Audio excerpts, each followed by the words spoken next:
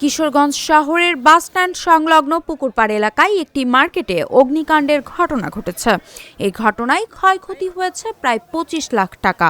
মঙ্গলবার রাত আনুমানিক ৯টার দিকে আগুনের সূত্রপাত হয়। খবর পেয়ে ফায়ার সার্ভিসের দুটি ইউনিট ঘটনাস্থলে পৌঁছে প্রায় ৪০ মিনিটের চেষ্টায় আগুন নিয়ন্ত্রণে আনে। এই ঘটনায় দুটি দোকানের সম্পূর্ণ মালামাল পুড়ে গেছে। ফায়ার সার্ভিসের স্টেশন অফিসার আব্দুল্লাহ খালিদ জানান, প্রাথমিকভাবে বৈদ্যুতিক শর্ট সার্কিট থেকেই আগুনের সূত্রপাত হয়েছে বলে ধারণা করা হচ্ছে। তবে এই ঘটনায় কোনো হতাহতের খবর পাওয়া যায়নি।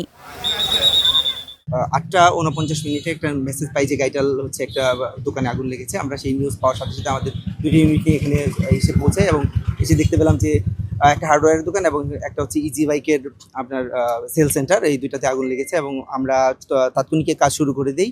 আমাদের প্রথম কলের পানি এবং হচ্ছে সাথে সাথে পাম্প বসিয়ে সেটা দিয়ে কাজ শুরু করি এবং হচ্ছে আমরা সম্পূর্ণ আগুন নির্বাপন করতে আমাদের ৪০ মিনিট সময় লেগেছে।